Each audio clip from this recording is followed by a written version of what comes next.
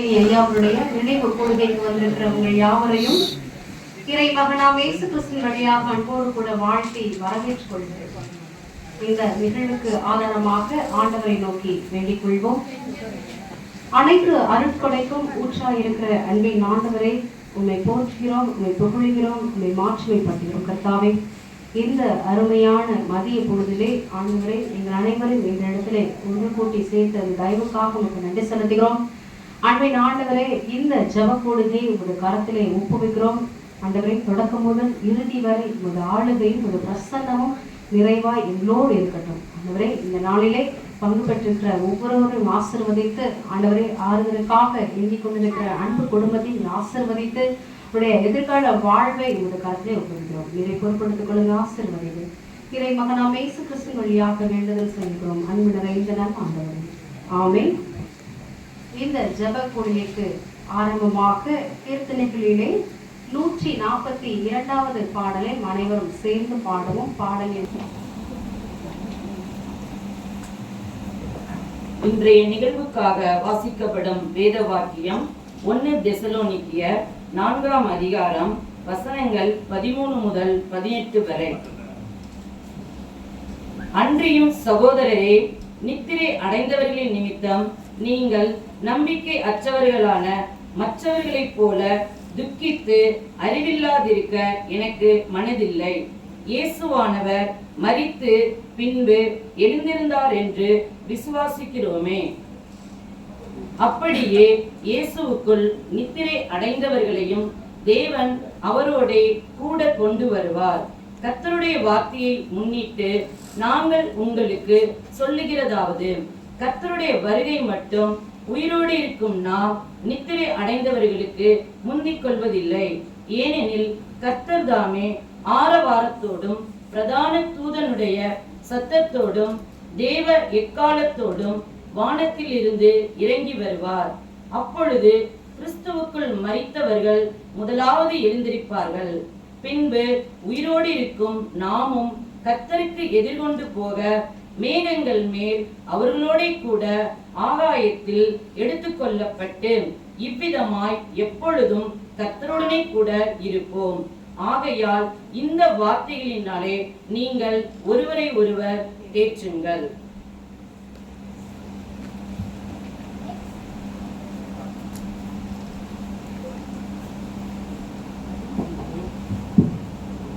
Next, we move on to the wonderful memories of my father, which is shared by our relatives and friends. I invite Mr. Ravi Kumar, Project Director of IDFC, brother-in-law of Mr. Triveni.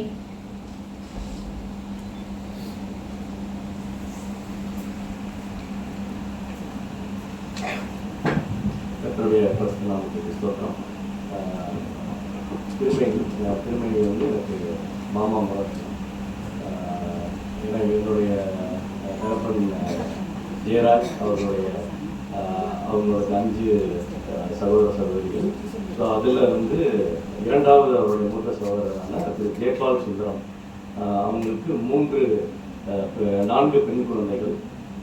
So அந்த 4 பெண் குழந்தைகளில் 3வதாக விமலா பிரியதர்ஷினி. இவங்களுடைய கணவர் திரு திருமேனி அவர்கள். So இவரை பற்றி அந்த நினைவுகளை வந்து, ஏன்னா நிறைய விஷயங்கள் வந்து அது கல்யாணத்துக்கு முன்னாடி எனக்கு அவரை தெரியாது. திருமணத்துக்கு பின்னாடி திருமேனி அவர்கள் என்னுடனும் என்னுடைய குடும்பத்துடனும் அவர் பகிர்ந்த அந்த உறவு முறையாக இருக்கட்டும், நட்பாக இருக்கட்டும், அவருடைய அந்த வாழ்வியலாக இருக்கட்டும், அதை கண்டிப்பாக நான் பதிவு செய்யணும். அதுக்கு எனக்கு ஒரு வாய்ப்பு அந்த குடும்பத்தில் கொடுத்தாங்க. அவங்களுக்கு நன்றிகள். இதை நான் கண்டிப்பாக நான் சொல்லணும். திருமேனி அவர்களை வந்து நான் முதல் முறையாக சந்தித்தது அப்படின்னா அவரோட விமலாவுக்கு ஞாபகம் இருக்கலாம். எங்களுடன் பணிபுரிந்த எங்களுடைய சக நண்பர்களும் இங்கே வந்திருக்காங்க. அவங்களுக்கும் அது ஞாபகம் இருக்கலாம். பாரதி சார் அவங்க எல்லாமே முதல் முறையாக நாங்கள் வந்து எசனைக்கோரை அப்படிங்கிற ஒரு பகுதியில் ஒரு நான் படிச்சுட்டு இருந்தேன். அப்போ சோஷியல் ஒர்க் படிச்சுட்டு இருந்தேன். படிப்புலையும் சரி, நான் பணியாற்றக்கூடிய இடங்கள்லையும் சரி, திருமேனி அவர்கள் என்னுடன் இருந்திருக்கிறார். எனக்கு ஒரு வழிகாட்டியாகவும் அந்த இடத்துல இருந்திருக்கிறாரு. அது எப்படி அமைஞ்சதுன்னு தெரியல, அது தொடர்ச்சியாகவே இருந்துச்சு. ஒரு 2 வித்தியாசமான இடங்களில் நான் பணிபுரியும் போது அவர் என்னோட இருந்தார். நான் படித்தது இதே கல்லூரியில் தான். இந்த கல்லூரியிலையும் என்னுடைய சீனியர் அவர் ஸோ என்னோட அக்காவுடைய கணவர், இப்படி பல ஸ்தானங்களில் அவரோட நான் தொடர்பு கொண்டிருக்கேன். ஸோ அப்போ அவர் நிறைய விஷயங்கள் அவர்கிட்டேருந்து நான் வந்து ஒரு ஒரு ஒரு நல்ல ஒரு ஒரு வழிகாட்டுதலாக நான் என்னுடைய வாழ்க்கையில் அவர்கிட்ட நிறைய விஷயங்கள் நான் எடுத்திருக்கேன். ஸோ அப்போ முதல் முறையாக அவர் வந்து நான் அந்த ஒரு வில்லேஜ் ப்ரோக்ராம் முடிச்சுட்டு அந்த வில்லேஜ் ப்ரோக்ராமில் தான் அவரை நான் சந்திக்கிறேன். என்னுடைய அக்கா வந்து அவங்க இன்ட்ரடியூஸ் பண்ணி விடுறாங்க, என் கூட பணி செய்கிறவர் அப்படின்னு சொல்லிட்டு. அப்போ அவங்களுக்கு திருமணம் ஆகலை. அப்போ எனக்கு தெரியும் திருமணியும் ஒருத்தர் இருக்கிறாரு, பட் அவரோட ரொம்ப பழக்கம்லாம் கிடையாது.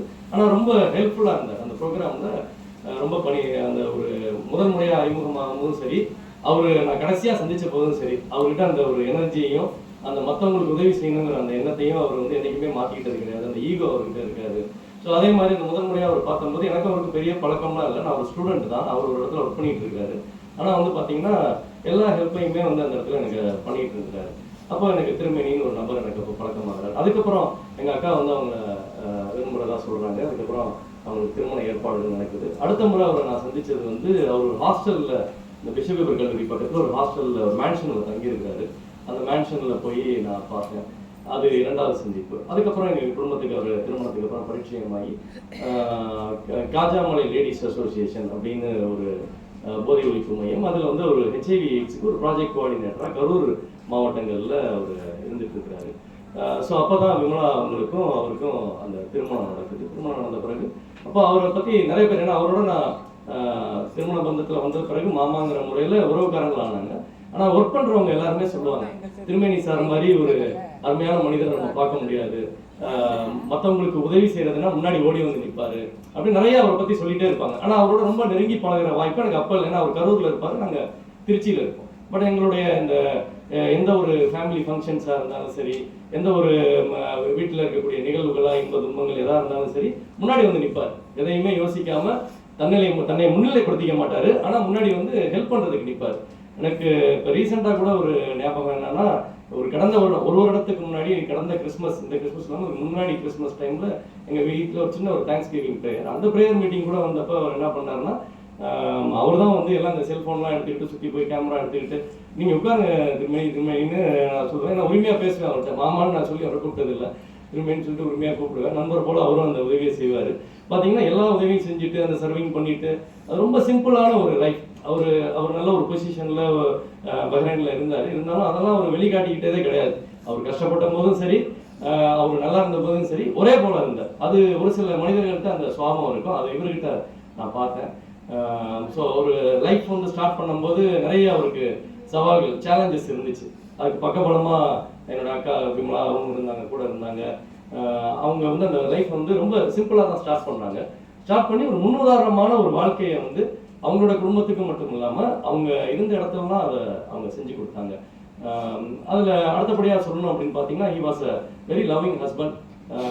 எங்கள் அக்கா சொல்லுவாங்க, நான் நிறையா வந்து திருமணியை நான் ஷேப் பண்ணியிருக்கேன், கண்டிப்பாக அவங்க பேசும்போது அதை சொல்லுவாங்க.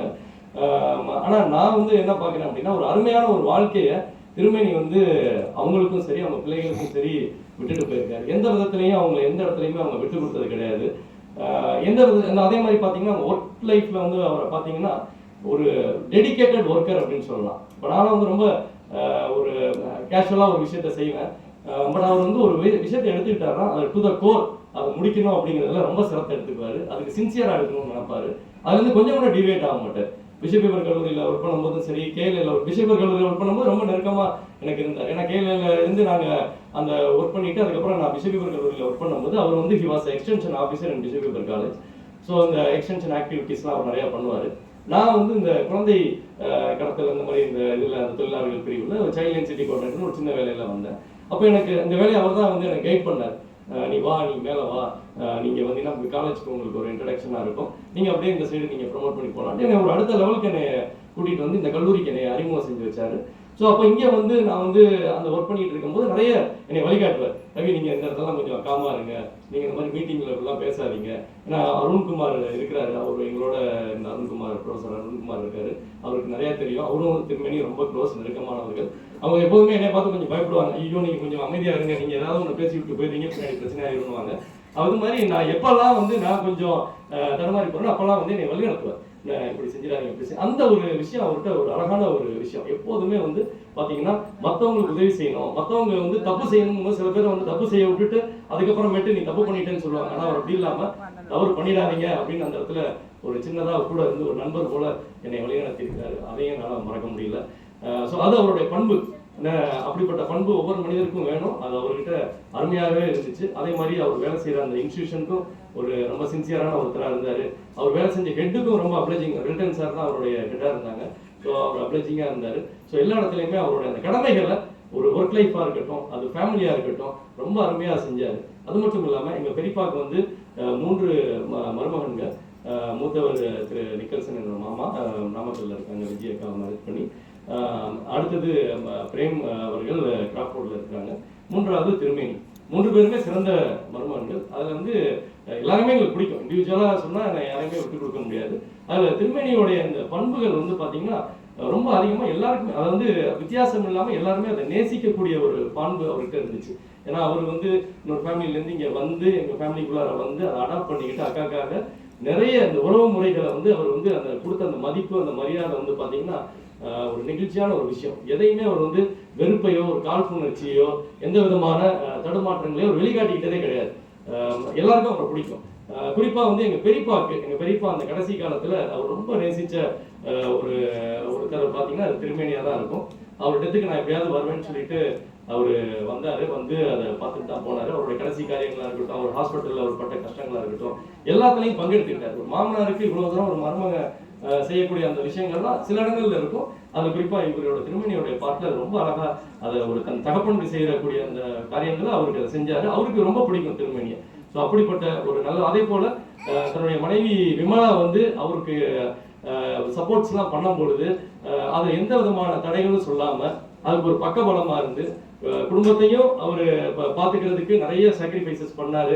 அதே போல தன்னுடைய மனைவி வந்து அவருடைய தகப்பனுக்கு செய்யக்கூடிய கடமைகளை செய்யும் போதும் எந்த விதமான தடைகளும் அவர் சொன்னதில்லை. அதுக்கு ஒரு சப்போர்ட்டா இருந்தார். அதெல்லாம் பெரிய விஷயம். அதே போல நான் அவர்கிட்ட நிறைய டிட்டர்மினேஷன் ஒரு விஷயத்த பார்த்தேன். அதாவது ஒரு விஷயத்துல ஆணித்தரமா சில விஷயத்த நம்பினாருன்னா அது கடைசி வரைக்கும் அதில் நிலையா இருப்பார். ஒரு முறை அவர் ஃபாரின் போயிட்டு ரிட்டர்ன் வந்துட்டார். தன்னுடைய குழந்தைகளுடைய நலனுக்காக அவரால் திருப்பி உடனே ஃபாரின் போக முடியல. அதான் அவருக்கு திறமைகள் இல்லாமல் இல்லை, அவருக்கு வேலை கிடைக்காம இல்லை. அவர் வந்து சில விஷயங்கள் ஃபேமிலியோடைய தேவைகளுக்காக அவர் வந்து தன்னுடைய லைஃப்பை சுருக்கிக்கிட்டு இந்தியாவிலே இருந்தார். அப்போ நான் சொன்னேன், திருமணி ஏன் நீங்கள் இங்கே இருக்கீங்க, இங்கே இருக்கும்போது நம்ம இங்கேயே ஒரு லைஃப்பை நீங்கள் செட்டில் பண்ணிக்கலாமே, உங்களுக்கு நிறைய டேலண்ட்ஸ் இருக்குது, நீங்கள் எனக்கு நிறைய ஹெல்ப் பண்ணியிருக்கீங்க, நான் ஏதாவது உங்களுக்கு ஹெல்ப் பண்ணணும், நீங்கள் வாங்கன்னு என்னோட ஆர்கனைசேஷனில் கூட்டிகிட்டு போய் அவரை இன்டர்வியூலாம் அட்டன் பண்ணலாம் வச்சேன். இன்டர்வியூலாம் அட்டன் பண்ணார், செலக்டும் ஆகிட்டார். ஆனால் அவர் ஜாயின் பண்ணும்போது கொஞ்சம் யோசிச்சார். அப்போ நான் கேட்டேன், ஏன் திருமணி நீங்கள் ஜாயின் பண்ணல, இங்கே பண்ணாலே நல்லா இருக்கலாமே அப்படின்னு சொல்லிட்டு ஒரு 50,000 சேலரி, நல்ல குறைஞ்ச சேலரியில் இருந்தால் நல்ல சேலரியிலே. அப்போ அவர் சொன்னார், இல்லை இப்போ நான் இங்கே கஷ்டம் தான், நான் இங்கே இருக்கிறது கஷ்டம் தான், நிறைய கடன்கள் தான் வாங்கி தான் சில விஷயங்கள் பண்ணிட்டு இருக்கேன். ஆனால் ரொம்ப டிட்டர்மினேஷனோட சொன்னார், நான் இங்கேருந்து சம்பாதிக்கிறதோட அப்ராட் போனேன்னா ஒரு 3 வருடம் அங்கே இருந்தேன்னா என்னோட கடன்கள்லாம் அடைச்சு எனக்கு இந்த காரியங்களை என்னால் செய்ய முடியும். நான் 12 வருடங்கள் இங்கே இருக்கு, நான் படுற கஷ்டத்தை நாங்கள் போனால் ஒரு 3 வருஷத்துல என்னால் சரி பண்ண முடியும். அதே மாதிரி பண்ணார். இன்னைக்கு அவங்களுடைய குழந்தைகள் படிப்பாக இருக்கட்டும், அவங்களுக்கு தேவையான விஷயங்களா இருக்கட்டும், சொத்து பத்தகங்களாக இருக்கட்டும், எல்லாருக்கும் என்ன தேவையோ அந்த குடும்பத்துக்கு தேவைக்கு தகுந்த மாதிரி அவர் வந்து அதை வந்து அழகா வந்து செஞ்சு வச்சுட்டாரு. என்ன அதை இன்னும் அதை அவங்களோட இன்னும் டிராவல் பண்ணணும், ஃபேமிலியோட இருக்கணும்னு அவர் நினைக்கும் போது அவர் நம்மளோட இல்லை அப்படிங்கிறது ஒரு மிகப்பெரிய ஒரு வருத்தமா இருக்குது. அவரை கடைசியாக நான் கடந்த ஜூலைன்னு நினைக்கிறேன், அந்த சமயத்தில் அவர் இந்தியா வந்திருந்தாரு. அப்போதான் அவரை நான் கடைசியாக சந்தித்தேன். அப்போ ஆள் கொஞ்சம் ஒல்லியாக இருந்தார், இருந்தாலும் நல்லா பேசினார். அவர் அப்படிலாம் பேச மாட்டார் எப்போதுமே. ரவி, நம்மலாம் வந்து ஒரு ஃபேமிலியாக ஒரு டூர் போகலாமா, டூர்லாம் போகலாம், அந்த மாதிரிலாம் நம்ம போகலாம், ஏதாவது பிளான் பண்ணுங்க அப்படிலாம் சொன்னார்.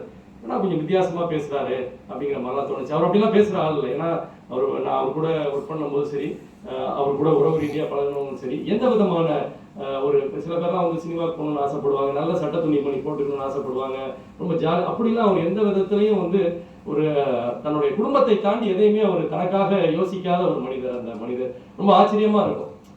அந்த மாதிரிலாம் இல்லாமல் தன் குடும்பத்துக்கு தான், எதாக இருந்தாலும் குடும்பத்துக்கு தான், ஃபேமிலின்னு சொல்லிட்டு அந்த ஃபேமிலிக்காகவே இருந்தார். அதை வந்து ரொம்ப நான் வியந்து பார்த்துருக்குறேன். ஸோ அவருடைய அம்மா, தம்பி, அண்ணன் அவங்களுக்கு செய்யக்கூடிய கடமைகளையும் அவர் செய்தார். அவங்க அம்மாவுக்கு தயாருக்கு உடம்பு சரியில்லாத போதும் அங்கே போய் இருந்து அவங்களாம் அந்த குடும்பமாக இருந்து அதை பார்த்துட்டு வந்தார். அவங்களையும் அவங்க எந்த ஒரு கால சூழ்நிலைகளையும் அவர் விட்டு கொடுத்ததில்லை. ஸோ இப்படி ஒரு மனிதர் பேலன்ஸ்டாக ஒரு லவ் மேரேஜ் தான், பட் இருந்தாலும் அதற்கு அப்புறமும் அந்த உறவு முறைகள், அது தன்னுடைய தாய் வழியாக இருக்கட்டும், தன்னுடைய வந்த அந்த மாமனார் வழியில் வந்ததாக இருக்கட்டும், எதையுமே அவர் விட்டு கொடுத்ததில்லை. உறவு முறைகளையும் அருமையாக பார்த்துக்கிட்டாரு, ஒர்க் லைஃபையும் நல்லா பேலன்ஸ் பண்ணிக்கிட்டாரு.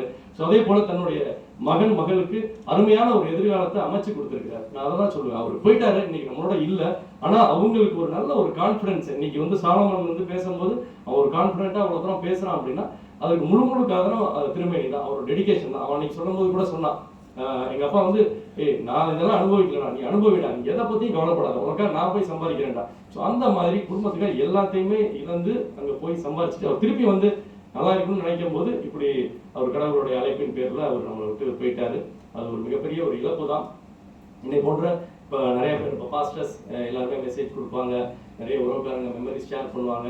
இது எல்லாமே நம்மளுடைய மனிதர்களுடைய வார்த்தைகள் உங்களை ஆற்றுப்படுத்தும், கவுன்சில் பண்ணும். ஆனால் கடவுளுடைய அந்த வார்த்தைகள், வேதாகமத்தின் அந்த சத்தியங்கள், அவருடைய வழிநடத்துதல் கண்டிப்பாக இந்த ஊண்டுக்கு, இந்த காயத்துக்கு அது ஒன்றுதான் மருந்தாக இருக்கும். That will heal you. So கண்டிப்பாக அந்த குடும்பத்துக்கு சாலமன், கிஃப்டா, விமலா குடும்பத்துக்கு அவர்களுக்கு நல்ல ஒரு பலத்தை நம்முடைய எல்லாம் வல்ல இயேசு கிறிஸ்து அவர்களுக்கு அளித்து திருமணி எப்படி அந்த ஃபேமிலி இருக்கணும்னு நினைச்சாங்களோ அதை விட சிறப்பாக அவங்க இருக்கணும் அப்படிங்கிறத இந்த நேரத்தில் நான் கடவுளை வேண்டிக்கிட்டு என்னோட உரையை முடிச்சுக்கிறேன். நன்றி. Thank you, Uncle. Next, I call upon Professor Arun Kumar of Bishop Weber College. இனிய மதிய ஒதுக்கீட்டு வாய்ப்பு அளித்தமைக்கு இந்த குடும்பத்தினருக்கும் நிர்மலனாருக்கும் சாலமோனுக்கும் முதல்ல நன்றி தெரிவித்துக் கொண்டு என்னுடைய பயணம், திருமணி என்னோட பயணம் வந்து நான் ரொம்ப ஷார்ட்டாகவும் அதே நேரத்தில் அதில் நான் என்னென்ன கற்றுக்கிட்டேங்கிறதையும் ரொம்ப ஷார்ட்டாக சொல்கிறதுக்கு விருப்பப்படுறேன். திருமணி சாரோட ரவி சார் சொன்ன மாதிரி இந்த பிஷப் கல்லூரியில் அவர் வந்து முதல் ஒரு எக்ஸ்டென்ஷன் ஆஃபீஸராக டிசம்பர் 2006 வந்து அவர் ஜாயின் பண்ணார். நான் 2004 ஜாயின் பண்ணியிருந்தேன். ஒரு 2 வருஷம் தான் நான் ஜாயின் பண்ணி ஆயிருந்துச்சு. அந்த டைமில் நம்ம கல்லூரியில் வந்து கல்லூரிக்குள்ளே இல்லை பணிகளை இல்லாமல் கல்லூரியிலேருந்து சமுதாயத்துக்கான பணிகளை வந்து செய்கிறதுக்காக ஒரு பர்சன் தேவைப்படுதுன்னு நினைக்கும் போது ரெல்டன் சார் தான் அவங்களை கூட்டிகிட்டு வந்தாங்க. அப்போது அதான் என்னோடய முதல் அறிமுகம். நான் நினச்சி பார்க்குறேன், இன்றைக்கி வந்து அவர் வந்து என்னோட பணியாற்றின வருடம் வந்து மொத்தமாகவே ஒரு 18 மாதம் தான். ஆனால் அந்த 18 மாதத்துக்குள்ளே நாங்கள் அவர் செய்ததும் அவரும் நாங்களும் டிபார்ட்மெண்ட்டுக்காக அவர் செஞ்சதும் கல்லூரிக்காக அவர் செஞ்சதும் அதுக்கு பின்னாடி வர நிறைய விஷயங்களுக்கு அது ஒரு முத்தாய்ப்பாக, அதாவது ஒரு அடிப்படையாக இருந்ததுங்கிறது இன்னைக்கு நினச்சி பார்க்கும்போது அன்இமேஜினபிளாக இருக்குது. ஏன்னா அவரோட மொத்த பணி வந்து கல்லூரிக்கு வந்து 18 மாதம் தான் இருந்தாலும் அவர் வந்து கல்லூரிக்காக நிறைய திட்டங்களை கொண்டு வந்தார். அதாவது மேபி கல்லூரியோட வரலாற்றில் வந்து சமுதாய பணிக்காக செய்ய வேண்டிய முத அடிப்படை விஷயங்களுக்கு வந்து அவர் அடித்தளமிட்டது வந்து இன்னைக்கும் கல்லூரியோட வரலாறுல முக்கியமான ஒரு பகுதியாக இருக்குன்னு நான் நினைக்கிறேன். உமேஷ் சார் இங்கே இருக்காங்க, வெல்டன் சார் வந்திருந்தாங்களும் இதை சத்தியமாக கண்டிப்பாக வந்து அதை ஆமோதிப்பாங்கன்னு நினைக்கிறேன். அப்போ இருந்த பிரின்சிபல் மார்க்கஸ் சாரும் திருமணி சார் பண்ண ஒர்க்கை வந்து இன்றைக்கும் அவங்க வந்து ஒரு டெஸ்ட் மொழியாக சொல்லுவாங்கன்னு நினைக்கிறேன். பட் அவங்க சார்பில் நான் சொல்கிறேன், அவர் அந்த 18 மாத காலத்தில் பண்ண பணிகள் வந்து கல்லூரியோட சமுதாய பணிக்கும் சரி, டிபார்ட்மெண்ட் வந்து அப்போது ஆரம்பித்து 1982 ஆரம்பித்த எம்எஸ்டி ப்ரோக்ராம் வந்து 2007 வந்து 25 வருஷம் கொண்டாடணும். அந்த ஒரு ப்ரோக்ராமும் திருமணி சாரோட பங்கு வந்து ரொம்ப முக்கியமானது. அந்த அடிப்படையில் தான் நான், திருமணி சார், வெங்கட் சார் இவங்க 3 பேரும் வந்து நிறைய முயற்சிக்கு எடுத்தோம். அவர் வந்து நிறைய விஷயங்களுக்கு வந்து ஐடியாஸ் கொடுத்துட்டே இருப்பார். அவர் வந்து எல்லாரோட நலனையும் மனசில் வச்சு சிந்திக்க முடியும். அதாவது ஒரு சில பேர் தான் வந்து அந்த மாதிரி ஒரு கிஃப்டோட இருக்காங்க. அதில் திருமணி சார் நான் பார்த்து ரொம்ப ஆச்சரியப்பட்ட விஷயம் என்னன்னா, அவர் வந்து மற்றவங்களோட நலனும் சரி, ஒரு நிறுவனத்தோட நலனையும் தன்னுடைய ஒரு என்ன சொல்ற கையில் எடுத்து பண்ணுறதுன்னு சொல்லுவாங்க. யார் ப்ரோக்ராம் பண்ணாலும் சரி, டிபார்ட்மெண்ட் ப்ரோக்ராமாக இருந்தாலும் சரி, நானே எடுத்து பண்ணாலும் அதுக்கு வந்து முழு பலத்தை கொடுப்பார். அவர் வந்து அவர் அதில் தனக்கு என்ன அதில் பெனிஃபிட் கிடைக்கும், அதனால் நம்ம என்ன கெயின் பண்ண போகிறோங்கிறத வந்து அவர் யோசிக்கவே மாட்டார். அதே மாதிரி ரவி சார் சொன்ன மாதிரி எந்த ப்ரோக்ராமில் யாருக்கு என்ன ஹெல்ப் பண்ணாலும் அவர் வந்து அதை பண்ணுவார். அது நான் சொல்ல நினச்சேன். அந்த விஷயத்தெல்லாம் வந்து இந்த டிபார்ட்மெண்ட்டுக்கும் முன்னாடி படிச்சிருந்த அலுமினையோட வந்து டிபார்ட்மெண்ட்டுக்கு ஒரு இணைப்பை வந்து அவர் ஏற்படுத்தி கொடுத்ததுல முக்கியமான விஷயம். அவரோட இன்னொரு குணாதிசயம்னா ஒரு பீப்புளை கனெக்ட் பண்ணுவார். ஃபார் எக்ஸாம்பிள் எனக்கு வந்து ஒருத்தர் சில தெரியும், அவருக்கு சில பேர் தெரியும்னா ஏதோ ஒரு வகையில் வந்து அவங்க டிபார்ட்மெண்ட்டுடைய கல்லூரியை இணைச்சு அதன் மூலமாக எல்லாருமே வளரணும்னு நினைக்கிற ஒரு அந்த குணம் வந்து அவருக்கு நேச்சுரலாகவே உள்ள விஷயம். ஃபேமிலியாக இருந்தாலும் சரி, ரிலேட்டிவ்ஸாக இருந்தாலும் சரி, அலுமினியாக இருந்தாலும் சரி, அதை வந்து ரொம்ப நம்புவார். எல்லா மக்களுக்கான இணைக்கிறதுல ஒரு முக்கியமான பங்கு வகிப்பார். அடுத்தது வந்து ஒரு ஒரு ஒரு குழந்தைத்தனமான ஒரு குழந்தைத்தனம் சொல்ல முடியாது, குழந்தையை போல வந்து எந்த விதமான கோபத்தையோ இது வந்து அவரால் நெகட்டிவான இமோஷன்ஸை வந்து அவரால் காமிக்கவே முடியாது. நான் பார்த்துருக்கேன் நிறைய நேரத்தில். நாங்கள் வந்து இந்த ஒன்றரை வருஷம் நாங்கள் ஒர்க் பண்ணும்போது ஒரு ப்ராஜெக்டுக்காக நாகப்பட்டினம் ப்ராஜெக்ட் ப்ளஸ் வால்பாறையில் வந்து ஒரு ப்ராஜெக்ட் எடுக்கணுங்கிறதுக்காக ஆஸ்திரேலியாவிலேருந்து ஒரு பாஸ்டர் ஒருத்தர் வந்திருந்தார். அவர் தான் வந்து இந்த ப்ராஜெக்ட்டுக்கு எப்படி பண்ணணும், இதுக்கான ஃபண்டை கொடுக்கறதுக்கான முக்கியமான காரணமாக இருக்கிறார். அவர் எப்படின்னா ரொம்ப ஸ்ட்ரிக்டான பர்சன், யாருக்கும் எந்த விதமான அப்ரிஷியேஷனோ இல்லை அந்த ப்ராஜெக்டை இம்ப்ளிமெண்ட் பண்ணுறதுக்கு வந்து ஃபேவராக பண்ண மாட்டார். ஆனால் கட் அண்ட் ரைட்டாக பேசுவார். அதே நேரத்தில் எவ்வளோ மேக்ஸிமம் நம்மள்டேருந்து ஒர்க்கை வாங்கணுமோ அந்த அளவுக்கு அவர் வந்து ரொம்ப ஸ்ட்ரிக்டாக இருப்பார். ஸோ நாங்கள் ஒவ்வொருத்தரும் மீட் பண்ணும்போது நிறைய வருத்தங்கள் இருக்கும் எங்கள்கிட்ட, இவர்கிட்ட போகும்போது கொஞ்சம் கேர்ஃபுல்லாக இருக்கணும்னு சொல்லிட்டு. பட் ஆனால் அவரை பார்த்தோன்னே அவர் தான் சொல்வார், கிறிஸ்டபர் திருமேனிங்கிற பேருக்கு என்ன மீனிங் தெரியுமான்னு கேட்பார். அவர் சொல்கிறார், திருமேனிங்கிறது வந்து கேரளாவில் மலையாளத்தில் வந்து திருமேனின்னா பிஷப்னு அர்த்தம். ஸோ அவர் வந்து ஒரு பாஸ்டர்னால இதெல்லாம் சொல்லி அவர் நல்லா பேசுவார்.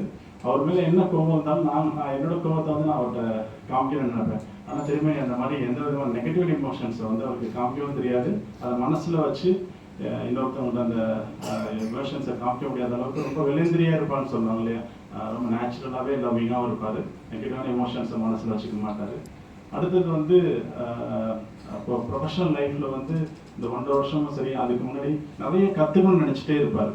நான் இந்த 1.5 வருஷம் எங்கிட்ட இருக்கும்போது வந்து நிறைய ஸ்டாட்டிஸ்டிக்கல் விஷயங்களும் சரி, ப்ரொஃபஷனல் விஷயமும் சரி, அவர் வந்து எனக்கும் டீச் பண்ணியிருக்காரு.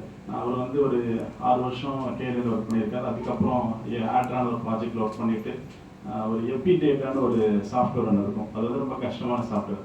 அது வந்து எனக்கு சொல்லிக் கொடுத்து நீங்கள் இதை வந்து ஸ்டூடெண்ட்ஸ் சொல்லிக் கொடுங்க, இதுதான் வந்து ஃப்யூச்சரில் வந்து ஸ்டூடெண்ட்ஸுக்கு ரொம்ப யூஸ்ஃபுல்லாக இருக்குங்கிறத வந்து எங்களுக்கு டீச் பண்ணுவார். ஸோ ஸ்டூடெண்ட்ஸோட லைஃப்பையும் அவர் மனசில் வச்சு பண்ணுவார். அடுத்தது வந்து அவரோட அதுக்கப்புறமும் சரி, அவர் வந்து ஒவ்வொரு வருஷமும் திருச்சிக்கு வரும்போது ஃபாரின் போனதுக்கப்புறம் வந்தாலும் திரும்ப டிபார்ட்மெண்ட்டுக்கு வராது, எல்லாரும் மீட் பண்ணுவார். எல்லாத்தையும் பர்சனலாக விஷயங்களை விசாரிப்பார். ஒவ்வொருத்தவங்க லைஃபோட ஃப்யூச்சரை பற்றி ரொம்ப கன்சர்னாக இருப்பார். ஸோ அது மாதிரி வந்து இருக்கிற ஒரு மனிதரை வந்து நான் என்னோட லைஃப்பில் நான் பார்த்தது ரொம்ப கம்மியான பர்சனில் அவர் வந்து ரொம்ப முக்கியமானவர். அம்மா அப்பாவும் சரி, என்னோட ஃப்யூச்சர் லைஃப்பை பற்றி அவர் எப்போதும் விசாரிச்சுட்டே இருப்பார். ஸோ இவ்வளோ நேரம் ஒர்க் பண்ணாதீங்க, அவங்களோட ஹெல்த்தை பார்த்துக்கோங்க, ஃபேமிலிக்கு இம்பார்ட்டன்ஸ் கொடுங்க, நீங்கள் இன்னும் அடுத்த ஸ்டேஜுக்கு போகணும்னு சொல்லிட்டு அவர் ரொம்ப பர்சனலாகவும் அதே நேரத்தில் ஒரு கன்சர்னோடையும் இருக்கிற குணம் வந்து அவரை ஒரு நெருக்கமான ஒரு ஃப்ரெண்டை வந்து நான் இழந்ததாக ஃபீல் பண்ணுறேன். ஸோ அவரோட ப்ரொஃபஷ்னல் அச்சீவ்மெண்ட்லேயும் சரி, பர்சனலாகவும் சரி, அவர் எங்களுக்கு ஒரு சீனியராகவும் சரி நிறைய அவர் அச்சீவ் பண்ணியிருக்காரு. அவருடைய ஷார்ட் லைஃப்லேயும் இவ்வளோ பண்ணியிருக்காருங்கிற போது கடவுளுக்கு அவரோட லைஃப்க்காக நான் ஸ்தோத்திரம் பண்ணுறேன். அவரோட ஃபேமிலி இன்னொன்று வந்து அவரோட ஃபேமிலி ரிலேஷன்ஷிப்பை வந்து ரொம்ப செரிஷ் பண்ணி அவங்களுக்காக சாக்ரிஃபைஸ் பண்ணுறதுல வந்து அவருக்கு நிகழ் அவர் தான். ஸோ அது வந்து அவரோட உழைப்புலையும் ரவிசா சொன்ன மாதிரி அவரோட ஃப்யூச்சரில் அவங்களுக்கு ஃபேமிலிக்கு ஏற்படுத்தி கொடுத்த எல்லா விஷயங்களும் அதை காட்டுது. ஸோ அந்த வாய்ப்புக்கு நன்றி கூறி விடைபெறுகிறேன். Thank you, sir. I invite Mr. Jochen.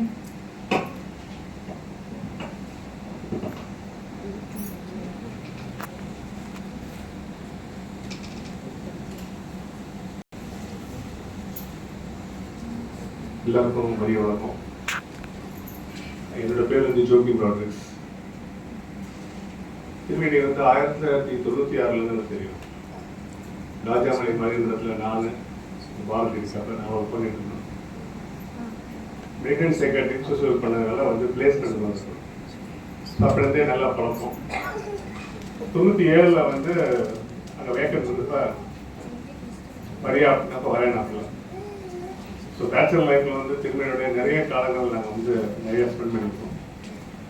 97 Thirumani join பண்ணி ஒரு 3 நாள் இருக்கும். எங்கள் வீட்டில் தங்கியிருந்தாப்புல ஒரு அவுட்ரீச் ப்ரோக்ராம் போயிட்டு ரிட்டர்ன் வரப்போ எங்களுக்கு ஒரு இன்சிடென்ட்.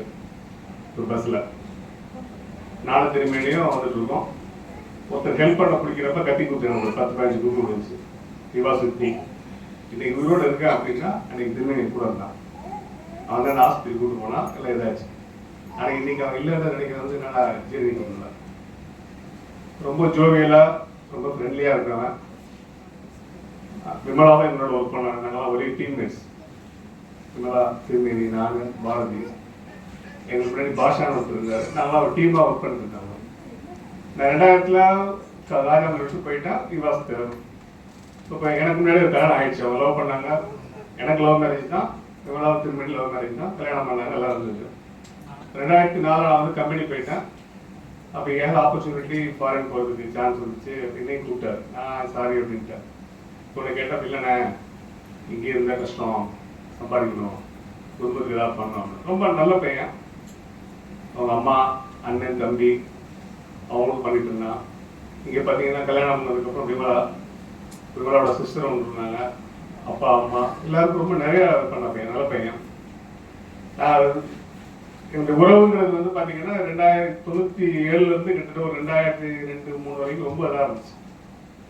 அதுக்கப்புறமேட்டு வந்து என்ன சொல்றாங்கன்னா கான்டாக்ட் குறைஞ்சிருச்சு.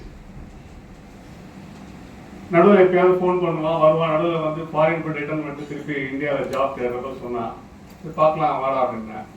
அவர் இல்லைண்ணே, இங்கே வந்தால் நமக்கு என்னென்னா பேக்கேஜ் பிரச்சனை இருக்குன்னா, துபாயில் இருக்கவங்களும் கிடைக்காது, பட் இங்கே இல்லை எனக்கு கமிட்மெண்ட் நிறையா இருக்கு அப்படின்னு சொல்லிட்டு இப்போ என்ன பண்ண போகிற வெளியில் திருப்பி நாங்கள் போய் ஆகணும். ஏன்னா அவர் கூட்டிகிட்டு போனவரை வந்துட்டார். அவர் மறுபடியும் காலேஜ் ஒர்க் பண்ணிட்டு இருந்தான். மெசேஜ் இந்த மாதிரி இருக்கும். இப்படியே போயிட்டு இருந்த லைஃப் ரொம்ப நாளாக கான்டாக்ட் எப்பயாவது இருக்கும் போகும். இறந்தது வந்து டிசம்பர் 26. ஒரு 10 நாளைக்கு முன்னாடி வந்து எனக்கு ஃபோன் வந்துச்சு. ஒரு மிஸ்ட் கால் வந்துட்டு வீடியோ வந்து வாட்ஸ்அப் கால் வந்து கட் ஆயிடுச்சு. ரொம்ப நாளுக்கு அப்புறம் பண்ணாலும் திருப்பி நான் ஃபோன் அடிச்சேன். நல்லா இருக்கீங்களா அப்படின்னா, நான் என்ன ஃபோன் அடிச்சு கட் பண்ணுறேன் அப்படின்னா, இல்லை சும்மா தான் பண்ணேன் அப்படின்னா. இல்லை என்ன சொல்லு அப்படின்னு. இல்லை நீங்கள் மெட்ராஸில் கான்டாக்ட் இருக்கா உங்களுக்கு அப்படின்னா. நான் மெட்ராஸில் வந்து பாண்டியில் இருக்காங்க. எங்கே என்ன ஏரியா அப்படின்னா. இல்லை அடையார் பக்கத்தில் எனக்கு ஏதாவது கான்டாக்ட் இருக்குமா? இருக்கிற அடையார் பற்றி கேட்குறேன் அப்படின்னா. இல்லை ட்ரீட்மெண்ட்டுக்கு வரணும்ட்டு அதுக்கு அடையார் கேன்சர் இருக்குன்னா. யாருக்குடா அப்படின்னா. யார்கிட்டையும் சொல்லாது, எனக்கு தான் அப்படின்னா. வச்சிருக்கு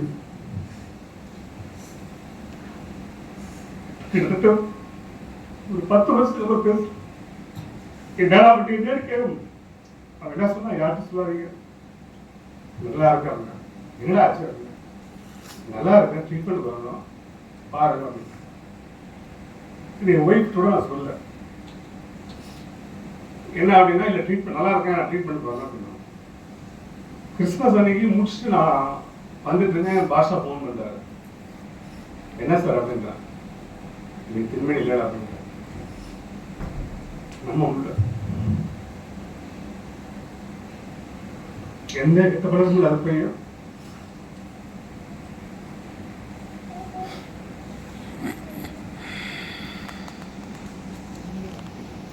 ஒன்றும் எடுத்துக்கிட்ட நம்ம ஆத்மாதான் நிறைய பிரார்த்திக்கிறேன்.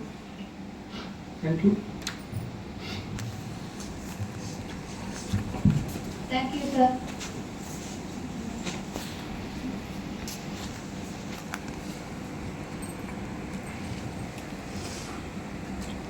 அனைவருக்கும் வணக்கம். உள்ள அவங்களுக்கு கொஞ்சம் தெம்பாக தான் இருந்தது. நான் ஜோக்கியம் பேசி முடிக்கும் பொழுது வார்த்தை வரலை, என்ன சொல்லணும் அப்படின்ட்டு. ஜோக்கியம் சொல்லியிருக்கிறார், நாங்கள் ஒரு டீமாக இருந்தோம் அப்படின்ட்டு. நாங்கள் தான் கூட்டிகிட்டு வந்தோம். நானும் ஜோக்கியம் தான் கூப்பிட்டு வந்தோம். விஜயபுரம் காலேஜுக்கு ஆப்போசிட்டில் ஒரு பில்டிங் இருக்குது, ஒரு ரூமில் தங்கி படிச்சுட்டு இருந்தாப்புல. ஃபீல்டு ஒர்க் வரும்பொழுது ரொம்ப சுறுசுறுப்பாக அவங்களுக்கு சில பொறுப்புகள் இருக்கும். அந்த பொறுப்பை தாண்டி சுயமாக வந்து வேலை செய்வாப்புல, வாலண்டியராக. ஸோ அதெல்லாம் பிடிச்சு போனதுக்கப்புறம் தான் ஜோக்கியம் சொன்னாப்புல, வட நம்ம போய் அவனை கூப்பிட்டு வரலாம். ஸோ கோர்ஸ் முடிஞ்சு ரிசல்ட் வர்றதுக்கு முன்னாடி நாங்கள் கூட்டிகிட்டு வந்துட்டோம்னு நினைக்கிறேன். ரூமில் போய் பார்த்துட்டு சொல்லி இந்த மாதிரி ஒரு வேக்கன்ட் இருக்குது பா அப்படின்ட்டு. ரொம்ப நல்ல பையன். அதனால தான் நாங்களே போனோம். வந்து இருந்தாப்புல, வேலை செஞ்சாப்புல. இப்போ ஜோக்கிங் சொன்ன இன்சிடென்ட் எல்லாம் ஒரு பெரிய இன்சிடென்ட். கத்தி குத்து, ஒரு பிக் பாக்கெட்டு, செயினா இருக்கிறான். யாருக்காக செயினை காப்பாற்ற போறோம் அவங்க எல்லாமே பஸ் விட்டு இறங்கி ஓடிட்டாங்க. தன்னந்தனியா நின்னது திருமேனி மட்டும்தான். இன்னைக்கு ஒரு ஆட்டோ பிடிச்சி கூப்பிட்டுருக்காப்புல, எந்த ஆட்டோக்காரனும் வரல. ஆனால் ஏதோ ஒரு ஆட்டோ பிடிச்சிட்டு ஜிஹெச்சில் கொண்டு போயிட்டு அட்மிட் பண்ணிட்டு, இன்னும் சின்ன வயசு, அனுபவம் ரொம்ப இல்லை, 22 வயசு 23 வயசு அவ்வளோதான், அதுக்குள்ளார தான் இருக்கும். ஸோ அப்படியெல்லாம் வாழ்ந்து இருந்தாப்புல. நான் பார்த்த வகையில் அப்படின்னு பார்த்தோம் அப்படின்னா, திரும்பி நீ சிடுசிடுத்தோ கோபப்பட்டோ இல்லை வெறுப்பா பேசியோ நாங்கள் வேலை செஞ்ச பொழுது சரி, இல்லை நிறுவனத்தை விட்டு வெளியில் வந்ததுக்கு அப்புறம் சரி, எப்போதுமே கிடையாது. ஃபோனில் பேசினா கூட எங்கே இருக்கிறீங்க பாஸ், என்ன பண்ணுறீங்க, அந்த சிரிச்ச இதில் தான் பேசுவாப்புல, கோபப்பட்டு பார்த்ததில்லை. இன்னொன்று பார்த்தோம் அப்படின்னா, ஏதோ ஒரு புதிய செய்தி, ஒரு புதிய விஷயம் கண்ணில் பட்டது அப்படின்னா அதை உடனே செய்யணும் அப்படின்ட்டு ஆசைப்படுவாப்புல. இன்னைக்கு நம்ம ஃப்ளெக்ஸ் பேனர்லாம் பார்க்குறோம், ரொம்ப டெக்னாலஜி ரொம்ப டெவலப் ஆகிடுச்சு. திரும்பி நாங்களாம் வேலை செய்கிற காலகட்டத்தில் ஒரு பேனர் இருக்கு அப்படின்னா கிளாத் பேனர் தான், அது பிரிண்டிங் கிடையாது, எல்லாமே கையில் தான் ஆர்டிஸ்ட்டை வச்சு எழுதுவாங்க. அப்போ ஒரு முறை பார்த்தீங்கன்னா ஒரு ஃப்ளெக்ஸ் பேனர் பார்த்துட்டாப்புல, அப்போ தான் அறிமுகம் ஆகுது இந்த ஃப்ளெக்ஸ் அப்படிங்கிற ஒரு கலாச்சாரம். அதை பார்த்துட்டு என்கிட்ட சொல்றாப்புல, பாரதின்னு சொல்ல மாட்டாப்புல, பாஸ்ன்னு தான் சொல்லுவாப்புல. பாஸ் இந்த இது நம்ம எங்க இருக்குதோ இதை நம்ம நிறுவனத்துக்கு இதில் பிரிண்ட் போடுறோம் அப்படின்ட்டு. இப்போ ஜமால் முகமது காலேஜில் தான் ஒரு பேனர் போட்டிருந்தாங்க, அவங்கள்ட்ட போயிட்டு பார்த்து விசாரிச்சு கொண்டு வந்தோம் பேனர். அந்த மாதிரி எந்த ஒரு விஷயமா இருந்தாலும் சரி. அதே போல பார்த்தீங்கன்னா இன்னொரு விஷயம், இங்கே திருச்சியில் டிவிஎஸ் ஷோரூம் ஒன்று இருந்துச்சு தில்லைநகரில். அப்போ திருமேனி ஒரு பைக் எடுத்தாப்புல, டிவிஎஸ் சுசுகி, ஞாபகம் இருக்குன்னு நினைக்கிறேன், ரெட் கலர் பைக் நினைக்கிறேன், ரெட் கலர் பைக்கு. அப்போ சர்வீஸ் போயிட்டு விடும்பொழுது சர்வீஸ் விடணும், விட்டுட்டு வரும்பொழுது நான் கூட்டிகிட்டு வரணும், பிக்கப் பண்ணி வரணும், ஏன்னா இல்லாட்டி பஸ்ஸில் வரணும். அப்படிங்கிறப்ப நானும் திருமேனிக்கு போகிறோம், பைக்கை சர்வீஸ்க்கு ட்ராப் பண்ணுறோம். அங்கே ஒரு பிரேயர், அருமையான பிரேயர். அங்கே என்ன அப்படின்னா எல்லாரும் ஒரு இடத்துல அசம்பிள் ஆகலை, யார் யார் எங்கெங்க இருக்கிறாங்களோ அந்த 9 o'clock அந்த இடத்துல நின்று ஒரு 3 to 5 minutes இருக்கும், அந்த 3 minutes இருக்கும், அவ்வளோதான். ஒரு நல்ல பிரேயர். அந்த பிரேயர் யார் பண்ணது அப்படின்னு பார்த்தீங்கன்னா, நம்ம கலைக்காவரியில் ஜார்ஜ் அடிகளார்னு ஒரு ஃபாதர் இருந்தார். அந்த ஃபாதரோட வாய்ஸில் ஒரு வயலின் பேக்ரவுண்டு வீணையோட இசையில் நல்ல ஒரு பிரேயர். நாங்கள் நின்று கேட்குறோம், எல்லாம் அந்த இடத்துல நின்று கேட்குறோம். உடனே சொல்கிறாப்புல, பாஸ் இந்த பிரேயரை நம்ம வாங்கணும் அப்படின்ட்டு. இன்னைக்கு சிடி பென்ட்ரைவ் ஏகப்பட்ட விஷயம் வந்துருச்சு, ஆனால் இன்னைக்கு கேசட்டு தான். அந்த பிரேயரை வாங்குறதுக்காக நானும் திருமணி பல முறை போயிட்டு அந்த மேனேஜரை பார்த்துட்டு அவங்க சொல்கிறாங்க, நாங்கள் யார்ட்டுமே இதை கொடுக்க மாட்டோம் சார், நீங்கள் கேட்குறீங்க அப்படின்ட்டு. நாங்கள் கொடுக்குறோம், நீங்கள் கொடுத்த உடனே ரெக்கார்டிங் பண்ணிவிட்டு எங்களுக்கு இம்மிடியேட்டாக கொடுத்துருங்க. ஏன்னா நீங்கள் நாளைக்கு நாளான்னைக்குன்ட்டு சொல்லிட்டு போகும்பொழுது ஒருவேளை தவறிடுச்சோ இல்லை நீங்கள் மிஸ் பண்ணிட்டீங்களோ, நீங்கள் வராமல் போயிட்டீங்களோ அப்படின்னு எங்களால் பதில் சொல்ல முடியாது. ஒவ்வொரு நாளும் இந்த ப்ரேயர் மார்னிங் 9 o'clock நாங்கள் இந்த போடுவோம். அதனால நீங்கள் இத்தனை தடவை வந்து ஒரு நாள் 5 முறை இருக்கும் போய் கேட்டோம். கடைசியில் கருணை வந்து நீங்கள் ரெக்கார்ட் பண்ணிட்டு உடனே கொடுங்கன்னு சொல்லிட்டு சாலை ரோட்டில் அப்போ ஒரு ரிதம் பாஸ் அப்படின்ட்டு ஒரு மியூசிக்கல் சென்டர் இருந்துச்சு, ரெக்கார்டிங் சென்டர். உடனே ரெக்கார்ட் பண்ணிட்டு நாங்கள் ஒரு 10 நிமிஷத்தில் போய் கொடுத்துட்டோம். இந்த மாதிரி ஏன் சொல்கிறோம் அப்படின்னா, ஒரு புது விஷயம் தெரிஞ்சது, அது தனக்கு புதிதாக இருக்கு அப்படின்னா அதை உடனே நம்ம செயல்படுத்தணும் அப்படிங்கிற ஒரு விருப்பம் உள்ள, ஒரு ஆர்வம் உள்ள ஒரு நல்ல நண்பர். ஜோக்கியம் இருக்காரு. ஜோக்கியம் என்ன வாய போயன்னு சொல்லுவார், இது வரைக்கும் வாடா போடான்னு சொன்னதில்லை, பாஷா கூட சொல்லுவார் டே அப்படின்ட்டு. இப்போ என்னோட வயசு எனக்கு கீழே இருக்க கூட இப்போ கூட பசங்க ஒர்க் பண்ணுறாங்க, தினேஷ் ராஜேஷ் அப்படின்ட்டுலாம். நான் அவங்கள யாருமே வாடா போடான்னு சொன்னதே கிடையாது. வா ராஜேஷ், வா தினேஷ், இப்படி வா போன்னு சொல்லியிருக்கவங்களே வாடா போடான்னு சொன்னதே கிடையாது. திருமேனியை மட்டும்தான் நான் வாடா போடான்னு உரிமையாக சொல்லியிருக்கேன். திருமேனி மட்டும்தான் சொல்லடா செய்யலாம் அப்படின்ட்டு. என்ன சொன்னாலும் அவன் என்ன பாரதின்னு சொன்னதே கிடையாது. பாஸ் அப்படிங்கிறவங்கள ஏய் சொல்லடா என்னடா அப்படின்ட்டு ஒரு உரிமையா, அது என்ன தெரியல. வேற யாருடைய இந்த மாதிரி வாடா போடான்ற ஒரு உறவுல இருக்கிறேன் அப்படின்னு பார்த்தீங்கன்னா யார்ட்டுமே இல்லை, இது வரைக்கும் இல்லை. நான் ஒரு மரியாதை கொடுத்து தான் பேசியிருக்கிறேன், வாங்க போங்க. ஈவன் பேஷண்ட் ட்ரீட்மெண்ட் கொடுத்தாலும் இப்போ கூட சின்ன வயசுல கூட சார் போட்டு தான் சொல்லிட்டு இருக்கிறேன். ஆனால் திருமையில மட்டும்தான் வாடா போடாங்கிற ஒரு உரிமையில பேசினா, அந்த அளவுக்கு ஒரு உரிமை எடுத்து ஒரு குடும்பத்தில் ஒருத்தரா இருந்தாப்புல. நல்ல மனிதர், கோபப்படாத மனிதர், எப்போதுமே சிரிச்சது. ஒரு விஷயம் விமலாவுக்கே தெரியாது. இங்க எங்களோட ஸ்கீம் காஜாமலையில இருந்து வேலை செஞ்சாப்புல, அதுல இருந்து ஒரு ப்ராஜெக்ட்